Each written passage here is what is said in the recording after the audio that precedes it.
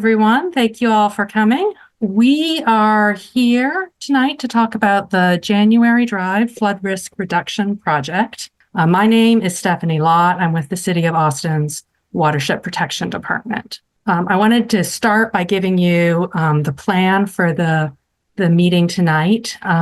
So we do have a presentation. It's about 20 or 25 minutes. We're going to talk about, first we're going to talk about the terms that we commonly use. Then we're going to talk about, why we think this project is necessary, and then what the project consists of. At the end, we're going to turn it over to you for questions. And that's one of the main reasons that we're here tonight. I mean, y'all are an essential part of this meeting because we really do want to have this opportunity for you to ask questions, and we'll do our best to answer them. Before I do the introductions to the staff here tonight, I did want to introduce our department, which is the Watershed Protection Department. We work on flooding, erosion, and water pollution problems throughout the city. We do both these big capital projects like the January Drive one. We do smaller projects, and we also do the routine maintenance of our drainage system. We have several programs in place to help with these issues. Most of our funding does come from the drainage charge, which is on your utility bills. Now I'm going to introduce the other people here tonight. I'm the one on the bottom of that slide, Stephanie Lott. We have Isaac Chavez here tonight. He is an engineer with Watershed Protection, and he's the project sponsor. He's the one that's going to be taking you through the presentation. And some of you may have already met him out in the field as we were preparing for this project. Claudia Corsetti is our project manager with us here tonight. And with that, I think I will turn this over to Isaac. Hello, y'all. I'm happy to see you here. So this, I'm going to begin by starting to talk about just general, the specifics and of what we do here in Watershed, but as well as a little bit of the technical knowledge, so that when we talk about our project, you have a little bit of context for those specifics. So I want to begin to talk about these two types of flooding that we see here in Austin. As I go along, you'll see this little red dot. That's my laser pointer, I guess as they call it, but that's just what I'm pointing to. And I'll try to point to things on the slide so you can see what I'm talking about. And it also, when we get to the questions portions later, I can use it to point at things. So this slide is talking a little bit about the different types of flooding that we see most frequently here in Austin. That's going to be local flooding and creek flooding. So I work in the local flood risk reduction team, which is what this project is categorized as. So local flooding occurs whenever you have a storm drain system that maybe is a little older, therefore inadequate. It could also be crumbling due to structural failure. So these can occur anywhere throughout the city, whether you are or whether you're not in a flood zone or a flood plain, versus creek flooding, which occurs whenever you're nearby to a creek. So this happens just when you have a storm that surges stormwater through the creek, and that creek experiences too high volume of water for it to be able to contain, and so you see water coming over the banks. And so this does occur most frequently when you're within a flood zone. However, we do have creeks where portions of it aren't technically in a flood zone, and that can still flood, and there could still be risk involved. So this is important because this project actually contains both aspects of flooding, as you'll see a little bit later on, where, yes, the majority of the project is the storm drain and local flooding. However, because of our proximity to Walnut Creek, there's also some creek flooding involved. So to talk a little bit about that flooding, specific to local flooding, we have over 6,500 total flooding reports in the city. I'd like to emphasize that these reports are, for the vast majority, gained by us through the 311 app. And, that means that this is just reported flooding. So flooding can be occurring that's not reported. But this is what we have to go with. And so oftentimes, if this flooding isn't in the downtown urban area, we can see a lot of flooding occur in neighborhoods such as this one, actually, that was built before the 80s or even through the 80s, as criteria back then wasn't as stringent as we have today, as well as data wasn't as available as it is today. So because of this, and because of how many dots you can see here on the screen that represents the different categorizations of flooding, there's not really a quick or easy solution for these problems. So here on this map I've highlighted, here is our January Drive project. So you can see here. So what is a storm drain system?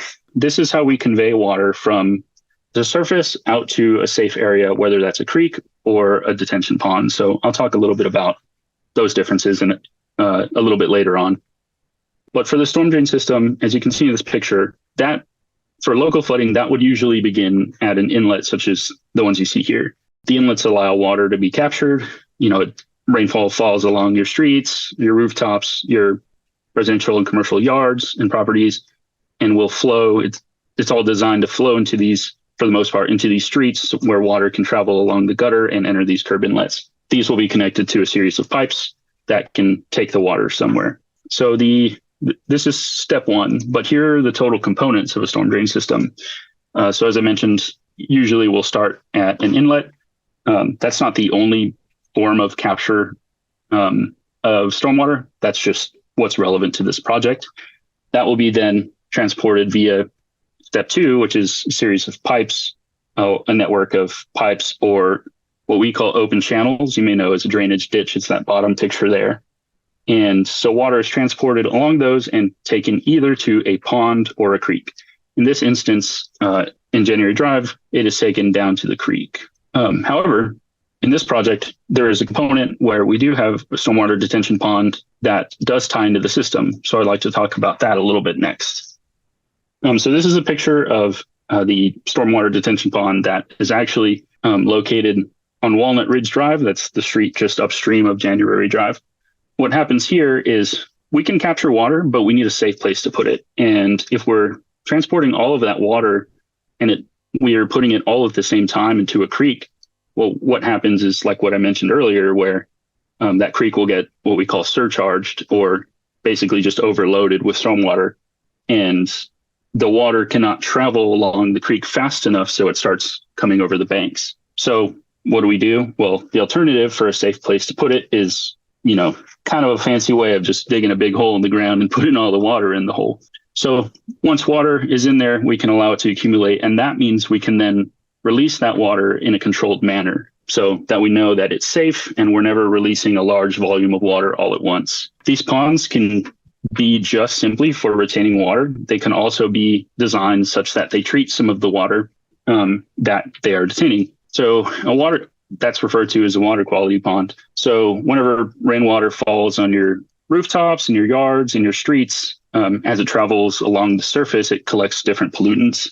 A big one of those is as it travels along your street, it can pick up oils from your car as well as just particulates of asphalt. So these ponds can allow that to be cleaned up before we send it to a creek so that we're not polluting our creeks. And we can actually treat water so that what we call it that we restore it back, the water quality back to its natural condition. So like I mentioned, this is actually a picture of that pond upstream. So we'll take a look at that a little bit later. But on this slide, I think it's important to point out. So we recently had success in maintaining this pond. So if you've ever been in this area, you may not even recognize this picture because previously this was had tree and debris. And so now it's all cleared out, and that allows for it to hold more water. So that's kind of an overview and a way of explaining what's going on and what's relevant to this project. So this is where I'll begin speaking about this project specifically.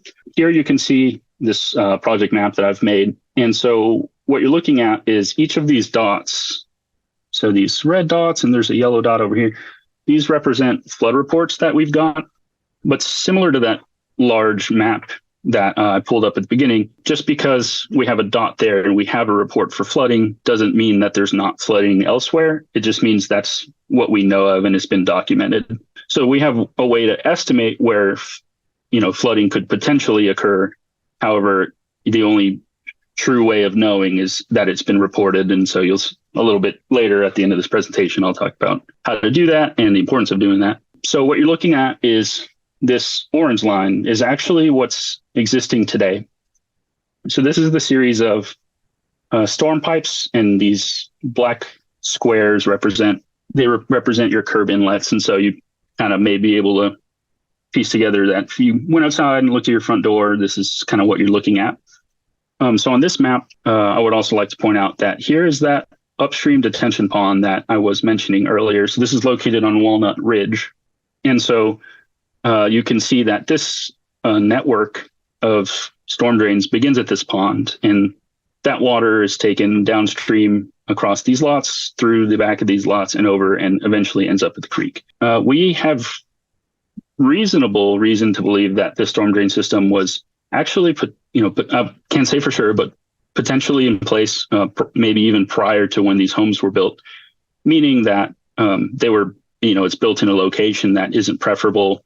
It causes issues for maintenance. And so on the next slide, I'm going to talk a little bit about the problems that its location can cause.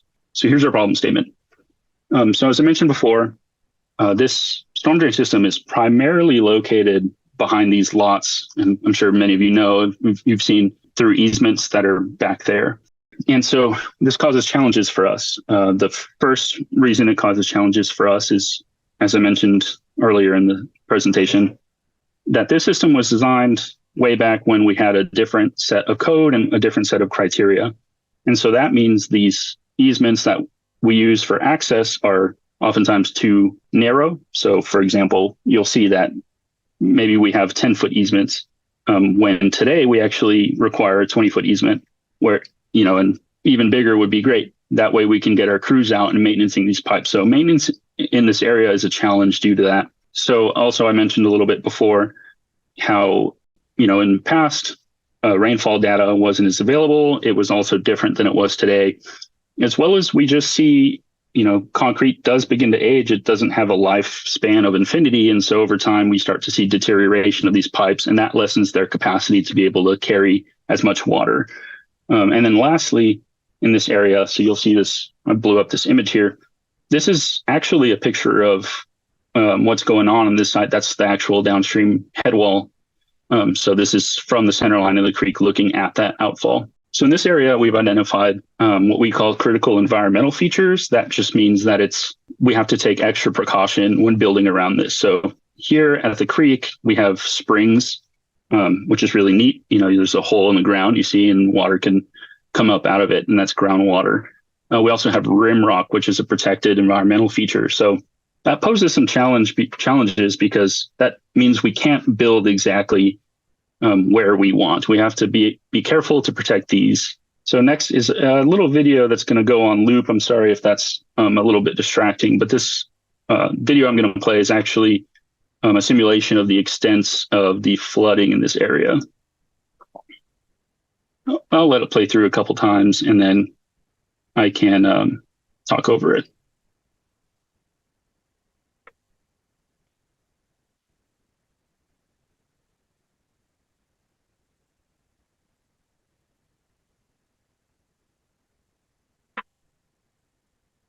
Okay, great. So what's happening here is you can see that this is actually a clip from the video that's available online. We have a website up for this project actually on our website. That link will be on the last slide if you want to go look at it. But what this is representing is how I mentioned earlier, that this project actually is more than just a local flood issue. It's also, the creek flood issue. So there at the beginning, you're seeing the extents of what a 100-year storm within this creek would look like. So when that rises in water actually travels back up through this pipe system. And sometimes that means water can actually come out through your inlet instead of in.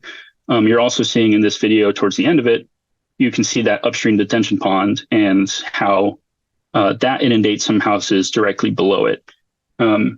So you're kind of, again, what we would call surcharging, but you're overloading the system from both sides. So that is what makes this a challenge. And that makes finding a solution a little bit more of a rat's nest to entangle, if you will, disentangle. So here are our project objectives. So the things that we are aiming to complete with this project. So we want to build new infrastructure that's up to our current standards. That means larger pipes for the most part. That would be new concrete so that it's all brand new, and these pipes can now have the capacity to transport water in the way that they should. The outcome of this project also should be that these pipes will now be easily accessible for maintenance by our crews. So, they can be on a regularly scheduled maintenance plan. And another goal of this project would be, someone had asked me this question, one of our residents in this area, when we were out in the field, that, well, what are we going to do with curb inlets? Are we going to add any? Are we going to move them? So one of the goals of this project is to actually preserve these inlets wherever possible. So when you're looking from on the surface down, these inlets are going to be in the exact same spots. And the goal is that they would be even the exact same inlets. So some of that downstream area. Here you'll see a picture you may be familiar on February Drive. This is an area where here I've kind of highlighted in this hatched green. So in the past, these homes were experiencing flooding issues, and Watershed Protection Department deems that, they were only going to keep experiencing issues. Unfortunately, there's not a way for us to control nature or change the geometry of a creek. And so therefore these homes were bought out. So whereas there was once homes here before, it's all grassland. But this area contains those critical environmental features I was talking about earlier. And so we have a plan to revitalize the landscaping in this area. And that would include removing invasive species and establishing what we'd call a grow zone. So you can see that in this call out here. So basically that means planting it with native plants, making sure that we really are preserving these environmental features that we're aiming to protect. So project solutions. So in this map, you've seen this map already, 3 or 4 slides in a row. But this one actually will show both your existing system, that's in orange, as well as our proposed new system in purple. And so you can kind of see how we're shifting our main over like that. So the objectives, our solution is we're moving it over into the right of way, into January Drive. We're also going to be upsizing these pipes so that they have the capacity that I was mentioning before. And then lastly, in the downstream area, we're going to be establishing that grow zone. So currently it is in the works between departments. We're coordinating with the Parks and Rec department. So the goal is that once we've gone and done our construction in this area, we would then be able to turn over ownership to the Parks and Recreation department. And then it is their goal to eventually turn this into a pocket park, or what they call a pocket park, which is just a small park. So this is where the project is currently at, its status. You can see this big "we are here." So this is just a breakdown of kind of like a big overview steps of how we first identify a project and then get that constructed. So we're currently in design and permitting. Although, we are the city, we still have to get our projects permitted to make sure, it's kind of a way to double check and make sure that we're designing everything up to current code and we're designing things safely. So we're kind of in the last phases of design and permitting. And once that is complete, we're able to go to bidding to award a contractor to do the construction work, and we'll go into construction. So I'll talk a little bit about the our current phase and what we're hoping to get into. So in order to complete our current phase of design and permitting, we are seeking to gain an environmental variance. What that means is just whenever you are building near those critical environmental features, you have to prove that you're doing what you need to be doing in order to build there. Typically, it is per our land development code that the city of Austin states you just cannot build there.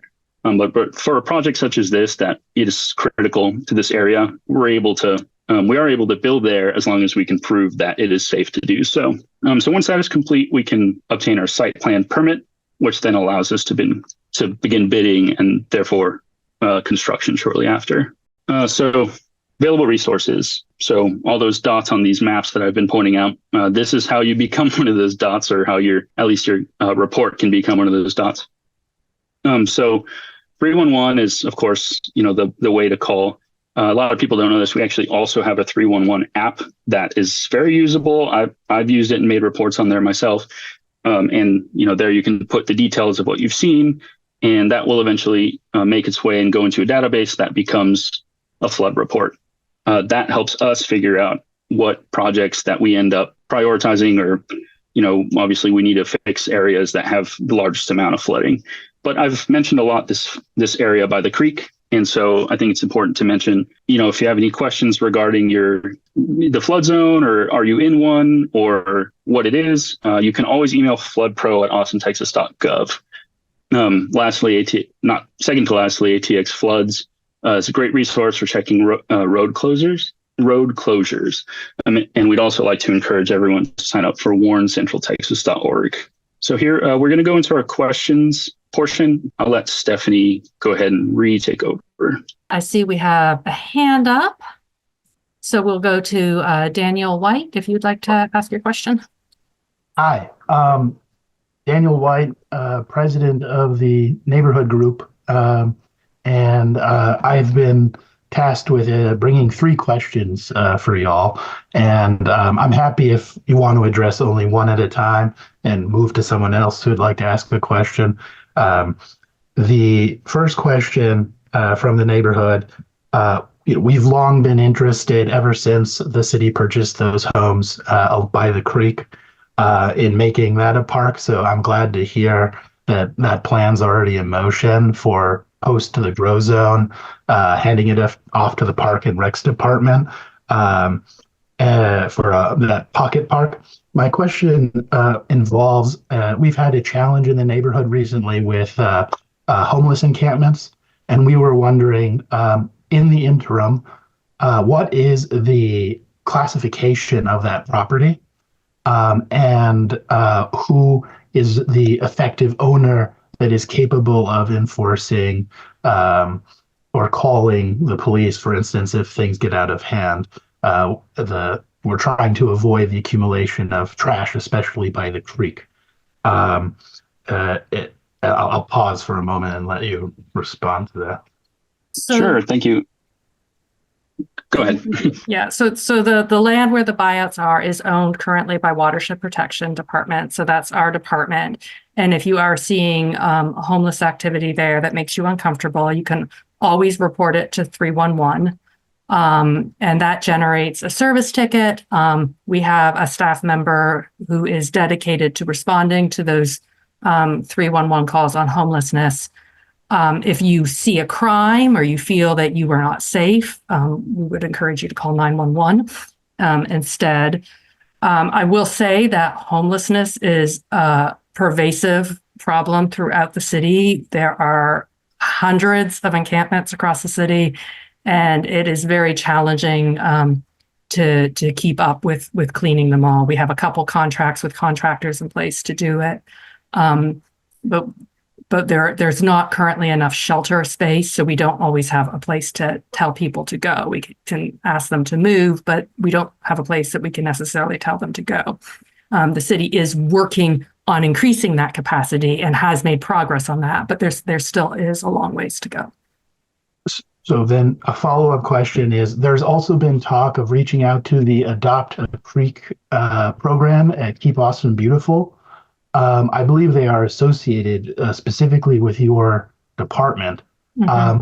Is that something that is possible, or would that just get in the way of the process of this creek area becoming a pocket park? I would say that would always be a possibility, and it's always helpful to have, volunteers from the community participating and showing a little love to spaces. So I would definitely encourage, that's just wonderful to hear that y'all want to do that. And I would definitely encourage you to reach out to KAB, Keep Austin Beautiful, about it. Okay.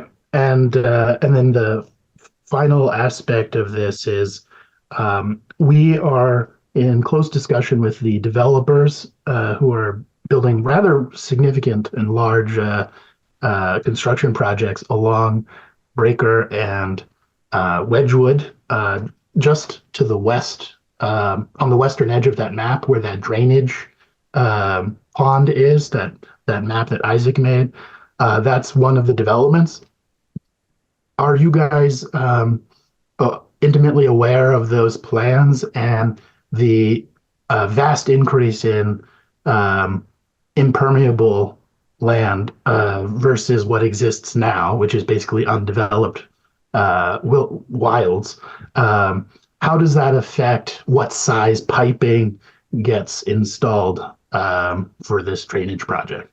Sure. Yeah, that's a great question. Actually, I have been in contact with the site plan review team that is reviewing that project. I believe maybe you or your organization sent them an email that that showed me and wanted me to take a look at ahead of this meeting.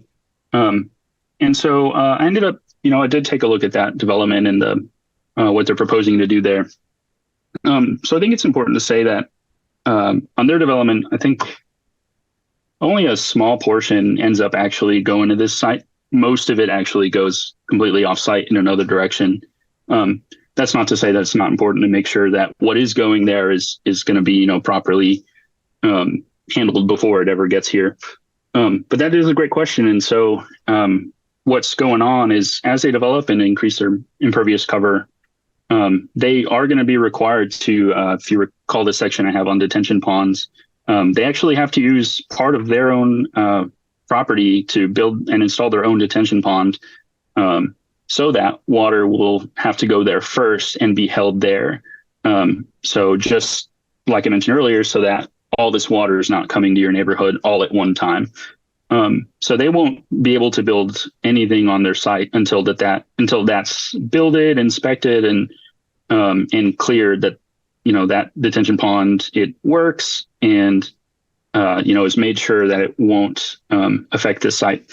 But off of their site, that water actually heads through. There's that, big greenway right upstream of this neighborhood. So that will end up in this January Drive pond. But they're also required to maintain the flow conditions that the site had prior to development. So any flow patterns that the stormwater follows before they build, they have to maintain those. And they're not allowed to send water that wasn't going somewhere to a new place. And so that means this site, I guess, long-winded way to answer your question, this site will not experience any increase in volume of water from that site being developed. I see two hands up in the air. So we'll go, and there's also a question in the chat. So we'll go first to Elizabeth Cardinal, if you would go ahead. Sure, thank you. Hi, I'm Liz Cardinal. I am a Parks and Recreation employee, and I live on January Drive. And my first question was Daniel's third question about the development on that undeveloped land. And kind of to also, I'm reading Penny and Michael's comment about the retention pond. And I didn't even know that retention pond is there. It kind of backs up to near my backyard. Are you also aware that there's that Plaza Drive is going to extend to right? There's going to be a new road right by that inlet with this new development that Daniel was referring to. So just want to make sure everyone's in the loop about that, because that was a surprise to me too, that there's going to be a new access road from Daniel, you might want to help me. Plaza Drive is going to kind of hook up with that little inlet of a road that you see right by the retention pond. And so what kind of issue is that going to do with that retention pond there? Thank you for addressing that the developer is going to have to create their own retention pond to get their project approved so that it doesn't kind of flood our houses. So that's good to hear. Appreciate that. And then my second question, that wasn't really a question, but my second question is, because my driveway is probably going to be affected during this construction. I know you don't have an exact timeline, but what is your plan for tearing up my road and getting traffic around that when you do that? Isaac, do you want to talk about that first question? And then I'm not sure if you want to tackle the second one or if we want Claudia to answer that. Yeah, sure. I don't mind answering that first question. Makes me happy to see a fellow HARD employee in this meeting. Maybe I can answer your question with a Teams message or something as well. So that makes me happy. But so really with that road, I'm not aware. That is not, that is outside of the extent of the scope of this project. However, to answer the question, so there's, kind of two ways a road like that is being built, right? If it's a private road, which in this case we can rightfully assume it's not a private road since we're connecting there into that public road, or it can be built as a public road. But what many people don't know, and honestly, when I moved to the city of Austin years ago, this was new for me too, is when the city of Austin builds a public road like that, just like this project, they are held to the exact same criteria and code as anyone privately developing anything. So whenever a public road is built, they have to figure out and manage how they're going to, or where they're going to send that new water, because of what Daniel mentioned with this new impervious cover that wasn't there before. And in the case of a road, they also have to figure out how to make sure that this water is cleaned as well before it gets down to the creek. So even though it's a city project, the city is not allowed to just build roads kind of, without thinking of the consequences of how the stormwater is affected. So I don't know what, I haven't looked at their plans. I don't know if that project is in review. I'm probably going to go look it up because I'm curious, but that if they want to build anything, that stormwater has to go somewhere safe, and has to go somewhere planned, so that, they're connecting that road, but you're not going to see an increase in flow just coming down your road or anything like that. And Daniel has put a little extra information in the chat for people about the road, that it's an extension of Plaza Drive from the I-35 frontage road through to Wedgwood Drive, and that the road will continue eastward toward the creek and join with Hickory Grove off of Walnut Ridge Drive.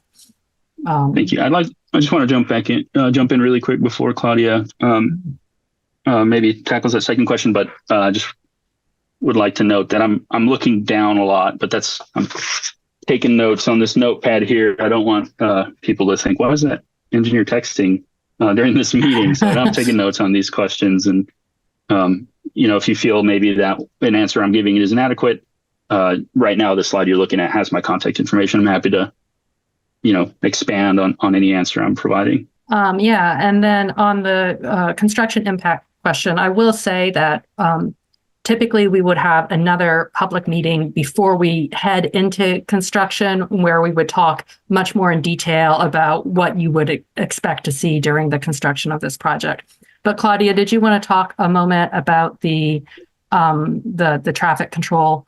Sure.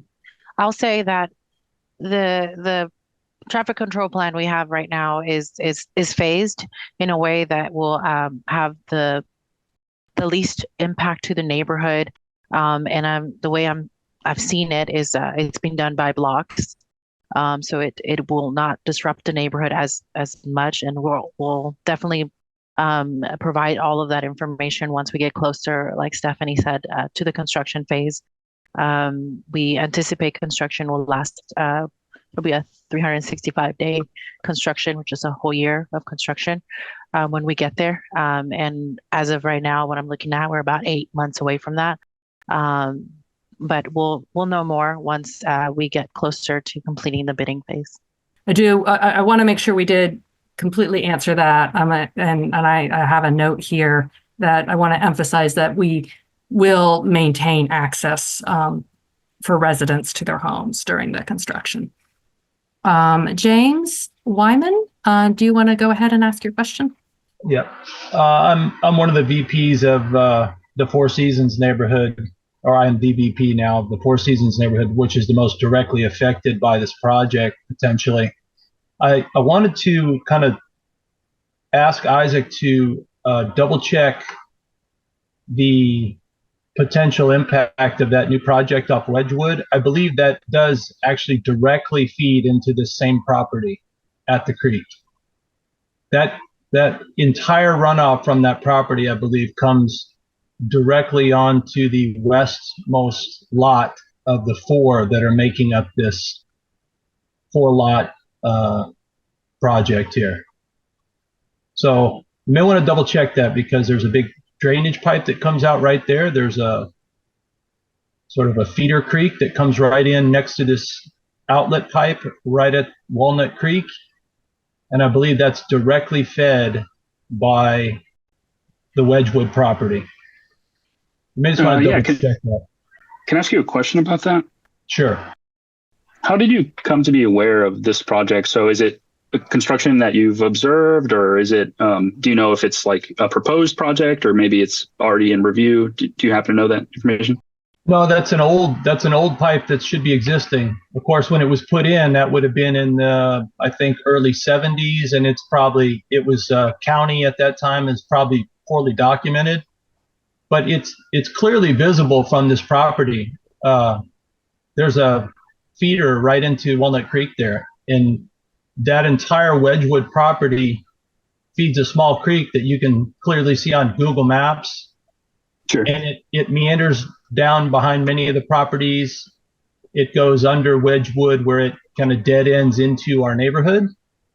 And then it goes underneath one of the corner properties there, and it comes right out at that storm drain pipe. It's only literally about 50 or less than 100 feet away from the outlet pipe that is in question with this whole project. It's right there where the quote unquote spring and flow stone and all that, it's all connected right there in the same spot. Okay. And are you associated with Mr. Daniel White as well? Yeah, I'm the VP of the Four Seasons part of the neighborhood. Okay. All right. And that I'm just asking so that, if we have correspondence via email, I'll make sure he's on that email as well. Yeah. Just for fun, I'm also a degree geologist for what that's worth. So I kind of have a pretty good understanding of the impact here from all angles. That is fun. Yeah. That is fun. Yeah. It sounds like I could pop in real quick and just say, I shared on the chat a map of my own creation as well. I too, Isaac, am a lover of making maps. don't know how to. And so to be clear, we have not seen the specific development plans for the areas in pink and purple. I saw it on screen just a moment ago, but it has disappeared. Isaac might have opened it up. Isaac, did you open up the map? I did. It's just on my other monitor. Yeah. Oh, okay.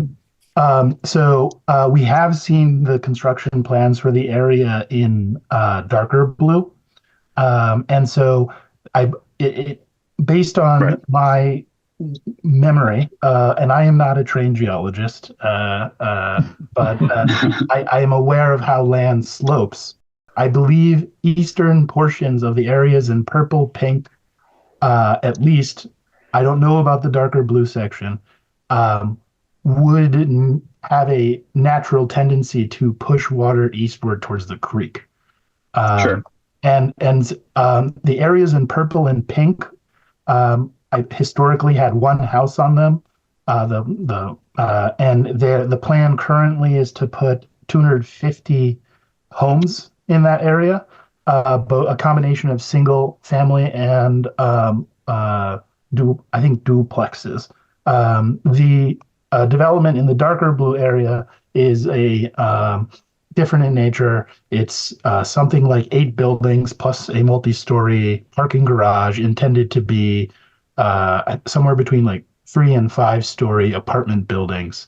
So the point being that the projects in these areas, and this information you asked before, we're getting that both from the developer as well as from publicly available documents from the city through the site plan permitting process.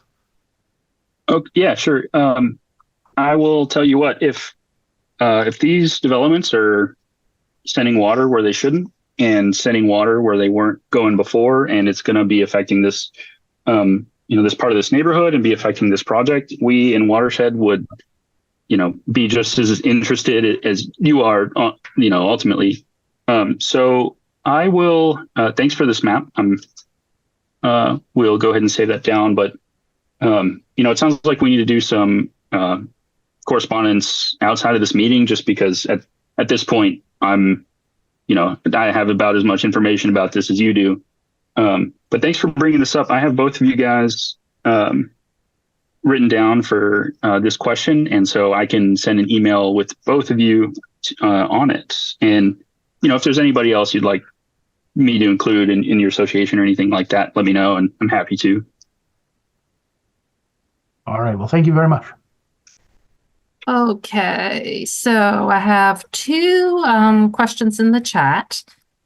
So just starting from the top, we have the inlet behind the January Drive property. And Isaac, I don't know if it'd be useful to pull up the map, but Yeah, sure. one of the project maps. But the inlet behind the January Drive property is not showing on the map. It was on a previous city map. Isaac knows what drain inlet I mean. It is a city drain. We want to know how to be sure it gets on the map and that there is a way to get it maintained and what's being done about that. I do. Hi, Penny. Nice to hear from you again. Michael came out and visited us the other day when we were on the site, so I was happy to see. Yeah, so I have the chat here on this other monitor, so I'm going to read it so I can make sure I'm not missing a part of it. Yes, and so that inlet that you're talking about would be part of that green system. So that system is not a part of this project. That would just be the purple. And so therefore the infrastructure for that part, isn't in here in any high detail.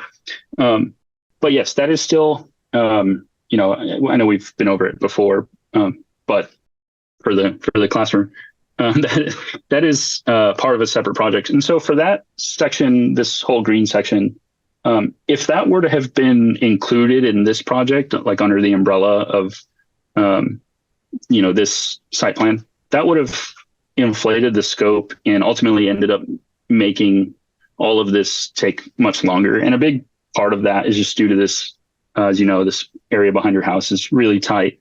And so getting the ability to do any construction there through the site plan review would be difficult and end up pushing this whole schedule back. And so it's going to end up being kind of a, simpler, quicker, easier path to the solution in order to separate those two things. And so that's why for this project, that begins where that purple line begins upstream. So everything, that green line, that will still be done internal to Watershed Protection Department, what we would call like a small project. And that's, small isn't the issue. Small is the number of homes affected. The issue can be large, just to clarify. But Isaac? yes, yeah, hi. Isaac, can I jump in there? Yeah, no problem. Yes, well, no, the reason I asked was because the inlets up above, even though they're part of the green project, were shown on the map, the street inlets up above on Walnut Ridge. And that inlet behind my house is still a city inlet, and it is not on the map. So I just wanted to make sure that even though it's not part of this project, that doesn't disappear into thin air like it has in the past when I originally found it and it was completely covered and no one knew it existed. And my question wasn't about getting it into this project, but simply about the fact that as long as we've got all these people on board here, we have never, since 2015 and since John Gerald and a whole bunch of other guys from down there were out here and rebuilt that inlet that you've seen behind my property, we have never been successful in finding a way to actually get that maintained so that when it gets filled up with sticks and debris, and when those drainage channels get filled up, we've had to pay people to come in and do it. We're both in our 70 now.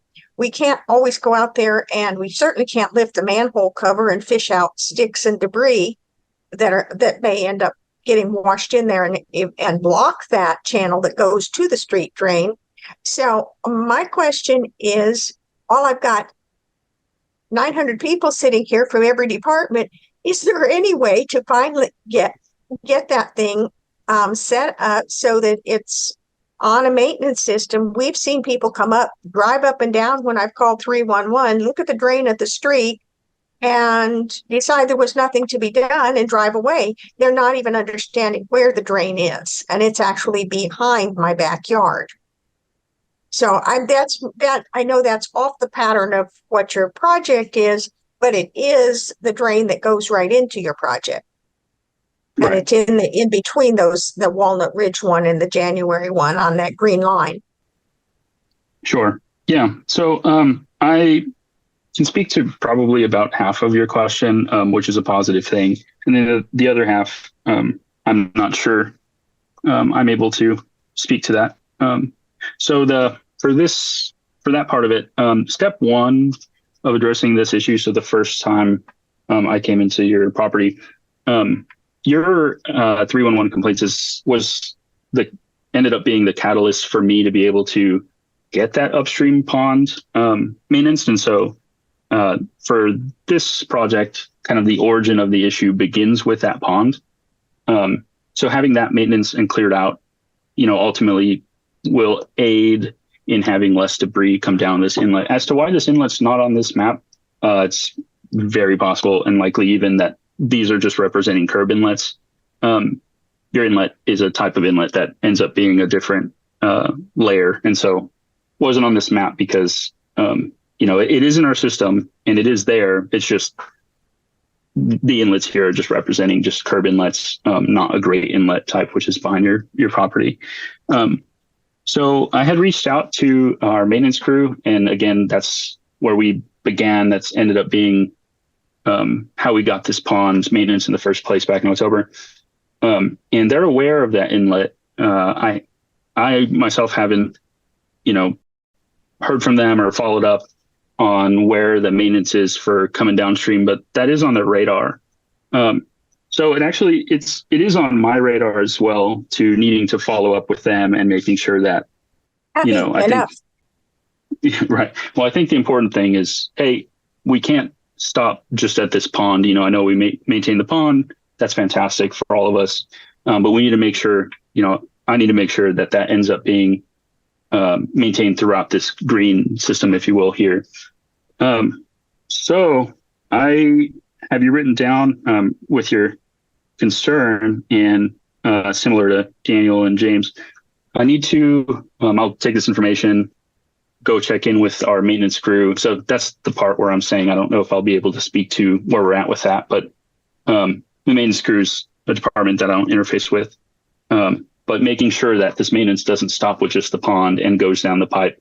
I know I am able to speak to, I know when I spoke to them about the pond, making them aware and getting on the schedule for maintaining the great inlet behind your home, that was put on their radar, gave them all that information, told them about our meeting when we had that.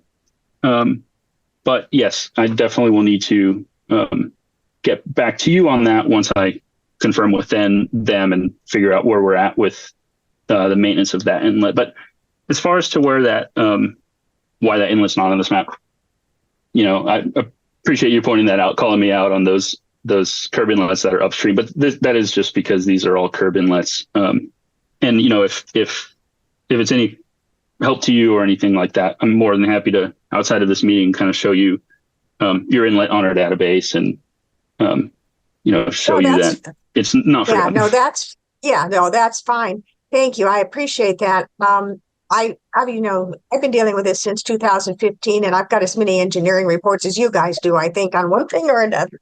So that's not a problem. I just wanted to try to, like I say, make sure that while the projects are going on and while the storm systems, actually, since that inlet was done, we have not had the level of problems and concerns that we had when it flooded our house. So that's, we're fine in terms of thinking that it's fairly well controlled as long as nothing gets blocked up or buried or anything unusual doesn't happen.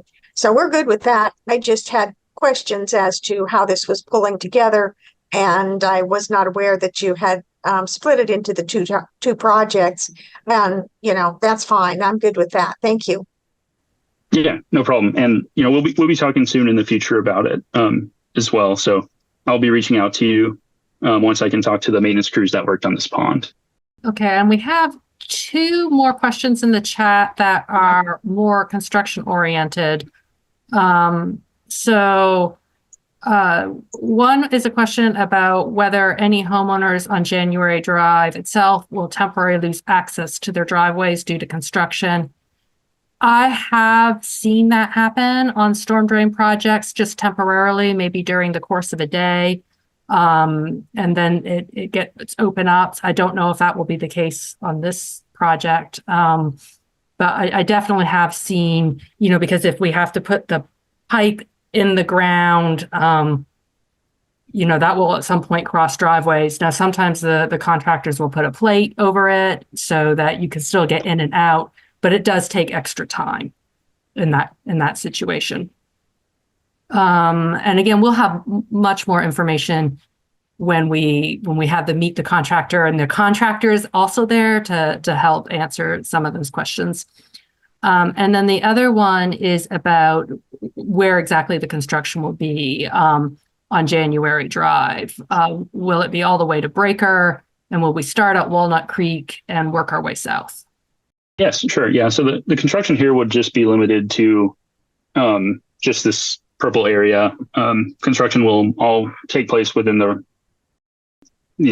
right of way. The curb inlets might go past the curb a little bit, but no. So yeah, that will not continue beyond. I can point to it. Let me see how to do that. So here would be the start of our construction.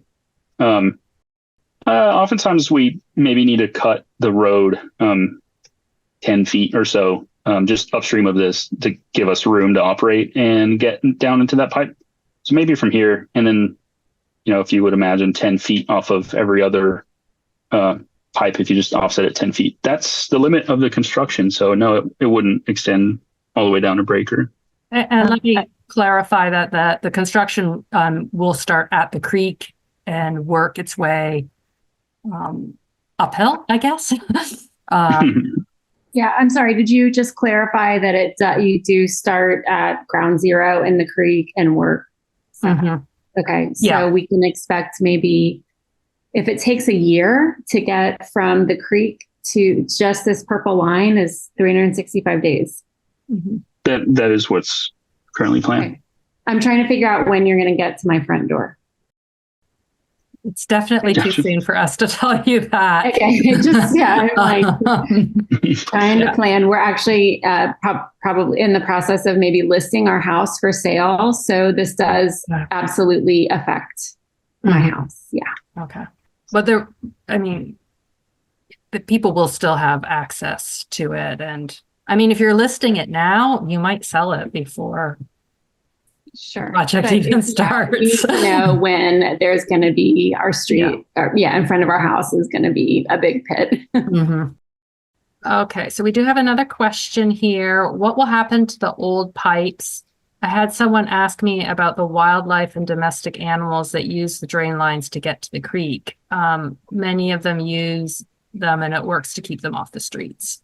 Yeah, that's a great question. I love that question. The concern for the animals, that definitely does happen. And I know the guys out in the field do respond to reports of, hey, there's a raccoon in the storm drain and reports like that. So really appreciate that question. For the old pipe, I can go back to that map that shows this one. Maybe let me go to a more clear map. 1 second. Here we are. So for the old pipe, that would be the majority of it will be oftentimes we'll fill these pipes. They flow them through with low strength concrete. So they'll be completely plugged. In areas where maybe our crews don't have access, whenever you fill these pipes, that concrete can only flow so far down the line. So wherever our crews don't have access, they will plug them. So for example, they'll all be plugged up whenever there's an inlet. So all the old pipes will be completely, we call it offline, and decommissioned. So there would not be a risk of any wildlife or animals, living in these old pipes or anything like that. But thank you for asking, though. Yes. And then we have another One point question. of clarification real quick. The construction timeline section on the website, again, thank you for making a website like that, does discuss it in terms of many years. Is there any clarification other than takes many years from start to finish in terms of timeline? Oh, I know what you're talking about. Okay. Yeah, so that if Isaac, if you go back to the slide that shows the timeline. So that many years thing is standard language that we put on every single one of our project pages. And it is talking about the time from this in-house feasibility all the way to construction. And often the in-house feasibility, the preliminary engineering, and the design and permitting are the longest part of those many years. So you're already through most of that. I believe Claudia said she is expecting construction to start maybe in 8 months, and then it would take a year. So that would be a year and 8 months is our estimate of when we would have this finished. Thank you very much for that. Mhm. And then there is a question about whether the Pocket Park would be eligible for a community park project grant. And I'm pretty sure that no one on this call is going to be able to answer that question. It's something maybe Liz. Elizabeth. Yeah. Yeah. Yeah. That's my team at Paradigm with the Community Partnerships Project, the program. So yes, who asked that question? Jennifer, you can talk to me about that. Probably will, but it will have to be an established Parks and Rec parkland first. Out of curiosity, Elizabeth, is the fact that it's in the 100-year floodplain mean that the park couldn't have any permanent construction like benches, which might, in a flood, act as impede flow? That's what the Community Activated Park Project plan that Jennifer is recommending addresses. We'll look at the feasibility of that when we get a CAP project. I bet you didn't think you would be working tonight, Elizabeth, but well, we're all park users, and I know y'all, are probably homeowners or renters too. So it's an interesting job in that it just affects personal and private life, and it's a fascinating job. So, and I appreciate y'all working late tonight too. No problem. I do want to add a point of clarification to a question we had earlier. The estimated 365 days that we gave, I was asked to clarify, that is calendar days. It wouldn't be working days. And I do also see a note that, because we do have other parks that are in floodplains, that we have seen benches in there, but not usually structures like buildings of any type or something that would block the flow of the water. Is what we're usually looking for. And Penny, I just wanted to check. I see a question in the chat, and I'm not sure if this is a follow-up from the conversation you and Isaac had about the animals in the drain.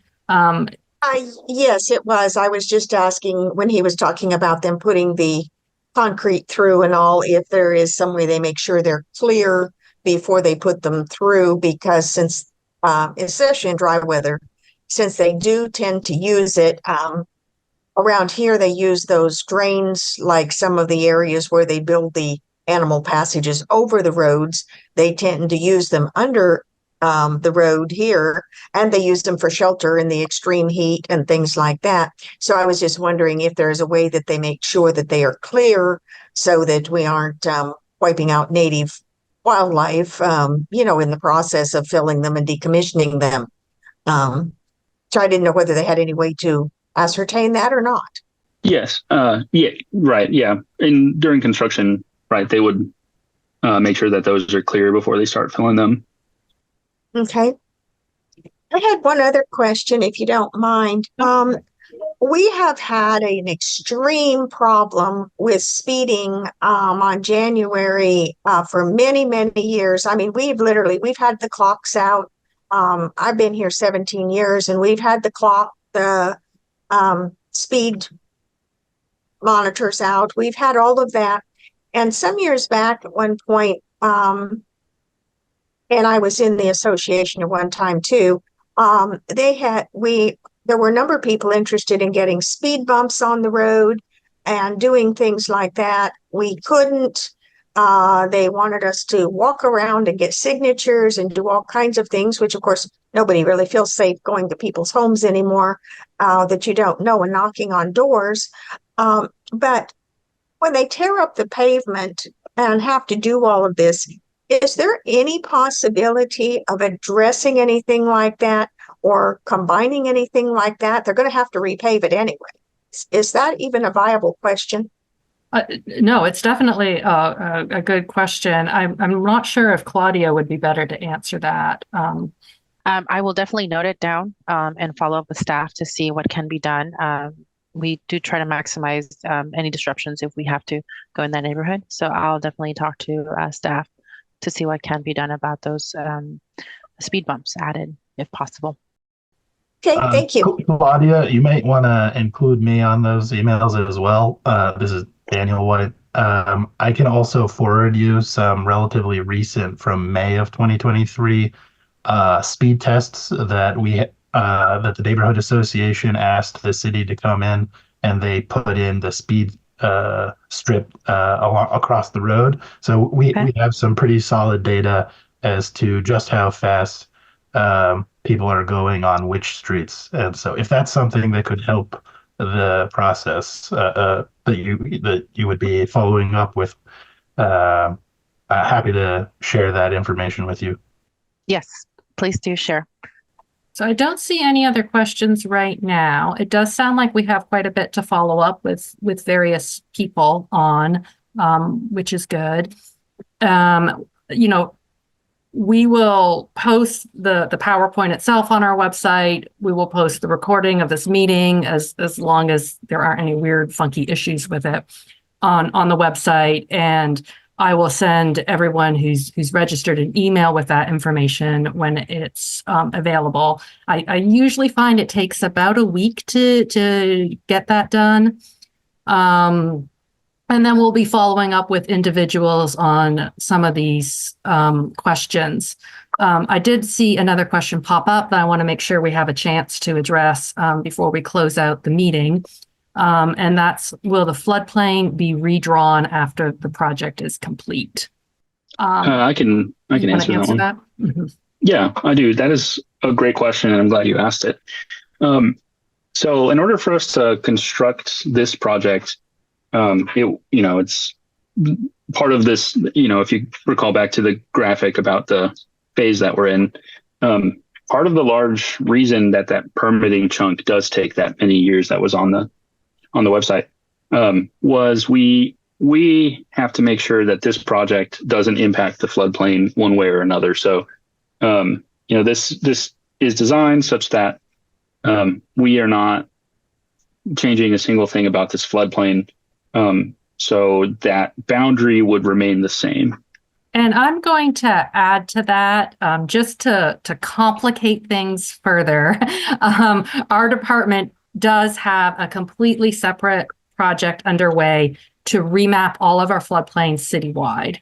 And we're doing that because the National Weather Service and the National Oceanic and Atmospheric Administration, I think that's the name, they restudied rainfall rates. And, they said we're getting higher rainfall rates than we had been previously getting, which means our floodplains are all larger than we previously thought, or most of them are. So we're actually in the process of restudying that floodplain. So it won't be related to this project, but there may be an increase in the floodplain because of that study. And it's not that the study caused it, it's just that it is showing the results from that higher rainfall rates. We do have a website with more information about that. And so I'm going to put a link to that in the chat, so that you have that. I'm also, so in preparation for this meeting, I spoke to our team that manages this FloodPro website.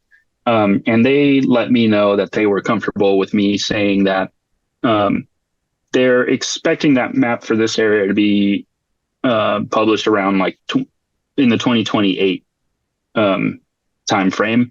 But they had also wanted me to let y'all know that if you have any questions or concerns regarding that, I have here, you can see my red dots highlighting that floodpro@austintexas.gov.